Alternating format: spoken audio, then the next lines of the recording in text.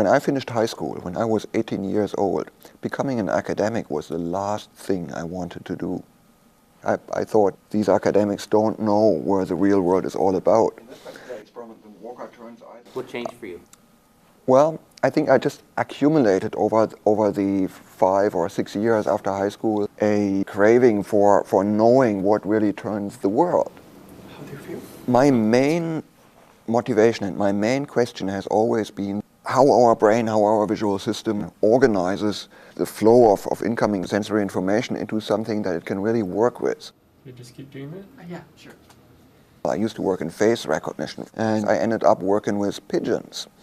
Pigeons are relatively social as well, and there's lots of need for them to recognize each other individually. But it also turned out that they are not interested whatsoever in static images of pigeon faces.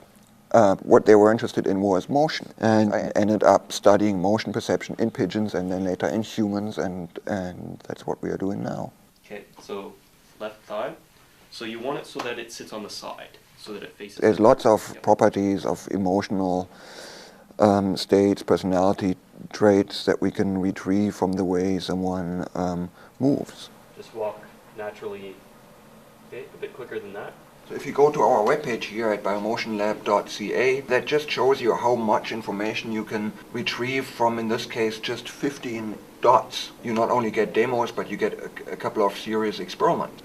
The experiment I want to show you here is one where people have to guess the gender, the sex of individual point light walkers. This, I guess, is a man.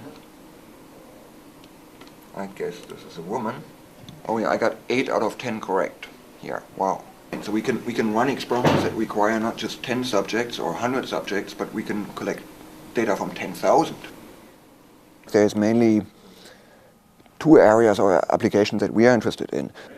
The most obvious is really computer animation.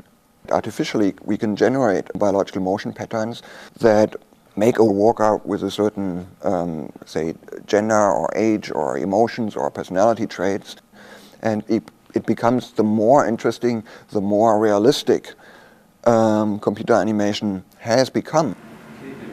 On the clinical side, I think there is lots we can help to improve both in working with neurological patients as well as working with orthopedic patients. But the third area is really mental health. Over the last 2 years, I had worked together with a colleague in clinical psychology on the changes in gait that we observe with clinically depressed people. We are asking whether not only does the way you feel change the way you move, but we want to explore whether the way you move can also have an effect on the way you feel. If you're really interested in something, you find your niche and your speciality. You need a real interest. You have to figure that out first. Yeah. It took me a long time to figure it out, but I very much like what I'm doing now.